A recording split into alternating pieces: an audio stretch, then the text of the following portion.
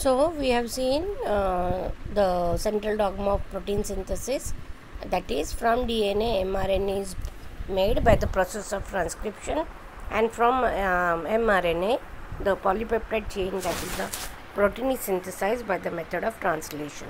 Also from mRNA by reverse transcription DNA is again made. So this was the process which was given by Temin and Baltimore. Okay, so accordingly the RNA dependent DNA polymerase enzyme, it will synthesize DNA from RNA. Okay, so from DNA mRNA is made by process of transcription. So an enzyme is needed for that, and that enzyme is RNA dependent DNA polymerase. Okay, so what is transcription? You have to write how many nucleotides are present in a codon. So we have seen in earlier standards a codon is made up of 3 nucleotides. Name the molecule which carries the anticodon, that is the last codon. Okay, now what is mutation? Okay, and this answers you have to write on your own. Now we will be starting with the transcription. Okay, so we all know that during the transcription the information from on the one strand of DNA, it is copied into RNA. Now this strand of DNA acts as a template, and enzyme RNA dependent RNA polymerase catalyzes the formation of RNA transcript. Now the DNA is located in the nucleoid of the prokaryotes, and in eukaryotes it is located in the nucleus. So DNA transcription takes place in the nucleus in eukaryotes, whereas the translation occurs in the cytoplasm. That you have to remember. Okay, so transcription takes place in the nucleus in eukaryotes. Okay, DNA transfers the information to the mRNA, and then from there it moves to the ribosomes. So transcription occurs in the nucleus during the G1 and G2 phase of the cell cycle. Now DNA has 2 sites, one promoter site and the other site is the terminator site. Transcription starts at the promoter site and it stops at the terminator site. Actually the process of transcription in both eukaryotes and prokaryotes, okay, it involves 3 stages: initiation, elongation and termination. Okay, transcription आता आपण शिकणार आहोत. ट्रान्स्क्रिप्शनच्या वेळेला जी डीएनएच्या एका स्ट्रँडवर जी information आहे ती आरएनएमध्ये copy केली जाते, आणि हा डीएनएचा जो स्ट्रँड आहे आता तो ॲक्ट करणार टेम्पलेट, आणि जी एन्झाईम आरएनए पॉलिमरेज आहे ती आरएनए ट्रान्स्क्रिप्टच्या फॉर्मेशनसाठी ती कॅटलाइज करेल. आता डीएनए प्रोकॅरियोट्समध्ये न्यूक्लिओइडमध्ये प्रेझेंट आहे, कारण प्रोकॅरियोट्समध्ये न्यूक्लियस प्रेझेंट नाही, त्याच्या जागी न्यूक्लिओइड प्रेझेंट आहे, इजंट इट. आणि युकॅरियोट्समध्ये हा जो डीएनए आहे तो न्यूक्लियसमध्ये प्रेझेंट असणार आहे. ओके, देन डीएनए ट्रान्स्क्रिप्शन हे न्यूक्लियसमध्ये होईल युकॅरियोट्समध्ये, म्हणजेच डीएनए ट्रान्स्क्रिप्शन जे आहे न्यूक्लियसमध्ये होईल, आणि जे ट्रान्सलेशन आहे ते सायटोप्लाझममध्ये होईल सेलच्या. आता डीएनए त्याच्याकडची जी इन्फॉर्मेशन आहे ती mRNAकडे ट्रान्सफर करेल, आणि मग नंतर ही इन्फॉर्मेशन mRNAपासून रायबोसोम्सकडे पोचवली जाईल. ट्रान्स्क्रिप्शन न्यूक्लियसमध्ये G1 आणि G2 फेज ज्या आहेत सेल सायकलच्या त्यावेळेला होईल, आणि डीएनएमध्ये तिथे 2 साईट्स असतील, एक आहे प्रोमोटर साईट आणि दुसरी आहे टर्मिनेटर साईट. जे ट्रान्स्क्रिप्शन आहे ते प्रोमोटर साईटला सुरू होईल आणि टर्मिनेटर साईटला ते थांबेल. आता जे प्रोसेस आहे जो ट्रान्स्क्रिप्शन युकॅरियोट्स आणि प्रोकॅरियोट्समध्ये दोघीमध्ये त्यांच्यामध्ये 3 स्टेजेस होणार आहेत. सो ट्रान्स्क्रिप्शनसाठी 3 स्टेजेस होणार दोन्हीकडे, प्रोमध्ये आणि युकॅरियोट्समध्ये. पण पहिला प्रोसेस आहे इनिशिएशन, दुसरा आहे इलॉंगेशन आणि तिसरा आहे termination. Okay, so we will see one by one. So first we will see what is transcription unit. Okay, now the transcribed segment of DNA is called as the transcription unit, and it will consist of promoter, the structural gene, and the third factor is the terminator.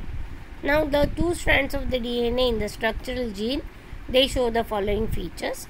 First one is the promoter is located towards the 5' end of the structural gene, that is it is present upstream. Okay, now the DNA sequence is the one which provides binding site for the RNA enzyme RNA polymerase. This RNA polymerase binds to specific promoter, and in prokaryotes the enzyme recognizes the promoter by its sigma factor subunit. Okay, म्हणजे second is the structural genes. Now the two strands of the DNA, they have the opposite polarity, and DNA dependent RNA polymerase will catalyze the polymerization reaction in 5' to 3' direction. So the DNA strand now having 3' to 5' polarity, it will act as the template strand, and the other strand of the DNA having 5' to 3' polarity is complementary to this template strand. Now the sequence of the bases in this template strand is same as that of as in the RNA, but we all know that in RNA the thymine will be replaced by uracil. Now this is the actual coding strand, and the information on this strand of DNA will be copied on the mRNA, and this is called as sense strand. Okay, then after that the termination will be located at the 3' end of the coding strand, that is it will be downstream, and it defines the end of the transcription process. So आपण परत बघूया प्रत्येक transcription unit म्हणजे काय आहे. आता हा जो ट्रान्स्क्राइब सेगमेंट आहे डी एन एचा त्याला म्हणणार आपण ट्रान्स्क्रिप्शन युनिट. म्हणजे डी एन एचा जो एक भाग आहे ज्याच्यावर जी ट्रान्स्क्राइब करणारी जी सेगमेंट आहे डी एन एची तिला आपण काय म्हणणार ट्रान्स्क्रिप्शन युनिट. त्याच्यामध्ये 3 गोष्टी असणार, एक आहे प्रोमोटर, दुसरं स्ट्रक्चरल जीन आणि तिसरी असेल टर्मिनेटर. आता जे 2 स्ट्रँड्स आहेत डी एन ए त्या स्ट्रक्चरल जीनमध्ये त्यांच्यामध्ये काही वैशिष्ट्य असतील आणि ते काय आहेत. जो प्रोमोटर आहे जो 5' एंड स्ट्रक्चरल जीनच्या 5' एंडला आहे. ओके, तो असणार आहे 5' एंडला, म्हणजेच तो अपस्ट्रीम असणार आहे. ओके, आता ही जी डी एन एची सिक्वेन्स आहे ती या एन्झाईम आर एन ए पॉलिमरेसला बाइंडिंग साईट प्रोव्हाइड करेल आणि आर एन ए पॉलिमरेस आहे तो स्पेसिफिक प्रोमोटरला बाइंड होईल. प्रोकॅरियोटमध्ये ही जी एन्झाईम आहे आर एन ए पॉलिमरेस ती प्रोमोटरला ओळखून काढेल. कशामुळे? कारण त्याच्याकडे एक सिग्मा फॅक्टर सब युनिट असेल. सेकंड जो फॅक्टर आहे आपण बघितलं कुठला, स्ट्रक्चरल जीन. हा जो स्ट्रक्चरल जीन आहे ते 2 स्ट्रँड डी एन एचे यांच्यामध्ये ऑपोजिट पोलॅरिटी आहे. आपल्याला माहिती आहे अँटी पॅरलल आहेत, त्यांच्यामध्ये पोलॅरिटी पण ऑपोजिट असेल. So D N A dependent R N A polymerase आहे ती हे रिॲक्शन पॉलिमराईज करेल, पण कुठल्या डिरेक्शनमध्ये 5' to 3' डिरेक्शन. जो डी एन एचा स्ट्रँड आहे ज्याच्यामध्ये 3' to 5' पोलॅरिटी आहे तो बाकी टेम्पलेट स्ट्रँड ॲक्ट होईल आणि मग इकडे दुसरं पॉलिमरायझेशन 5' to 3' डिरेक्शनमध्ये होईल. आता जो दुसरा स्ट्रँड आहे डी एन एचा ज्याच्यामध्ये 5' to 3' पोलॅरिटी आहे तो बाकी या टेम्पलेट स्ट्रँडला कॉम्प्लिमेंटरी असेल आणि या स्टँडवरच्या ज्या सिक्वेन्सेस आहेत बेसिसच्या त्या सेम आर एन एवरच्या सिक्वेन्सला मॅच होतील. ओके, फक्त आपल्याला माहिती आहे आर एन एमध्ये काय आहे, थायमिनच्या जागी युरॅसिल असेल आणि हा जो स्ट्रँड आहे तो ॲक्च्युअल आता कोडिंग स्ट्रँड असेल. जी इन्फॉर्मेशन या स्ट्रँडवर आहे डी एन ए स्ट्रँडवर ती बाकी आता कॉपी केली का जाईल एम आर एन एवर आणि यालाच म्हणणार सेन्स स्ट्रँड. ओके, आता जो तिसरा भाग आहे टर्मिनेटर, आपण पहिला बघितलं प्रोमोटर, दुसरं स्ट्रक्चरल जीन, तिसरा टर्मिनेटर. हा टर्मिनेटर 3' एंड या कोडिंग स्ट्रँडच्या 3' एंडला असणार आहे, म्हणजेच तो डाउनस्ट्रीम असेल आणि त्यामुळे आपण सांगू शकतो का आता ट्रान्सक्रिप्शन प्रोसेस एंड झालेलं आहे. बघा, टेम्पलेट स्ट्रँड जो आहे तो 3' to 5' 5' to 3' डिरेक्शनमध्ये असेल आणि स्ट्रक्चरल जीन तिथे दाखवलं आहे. नंतर खाली इकडे प्रमोटर आहे, इकडे टर्मिनेटर आहे. प्रमोटरपासून सुरू होईल. ओके, सो 5' पासून 3' एंडकडे कोडिंग स्ट्रँड असेल आणि इकडचा जो उलटा आहे तो टेम्पलेट स्ट्रँड असेल. Okay, 5' to 3'. सो हे झालं ट्रान्सक्रिप्शन युनिटबद्दल. आता after binding to the promoter काय होणार आहे, RNA polymerase will move along with the DNA and it will cause the local unwinding of the DNA duplex into two chains of the region of the gene. Now the exposed ATCG bases, they will come into the nucleoplasm and only one strand will function as the template, that is the antisense strand, and the other strand is complementary, which is actually where the coding strand, which is actually the coding strand or the sense strand. Then the ribonucleoside triphosphate, okay, they will join to the bases of the DNA template chain, and as transcription will proceed, the hybrid DNA RNA molecule dissociates and it will make the mRNA molecule free.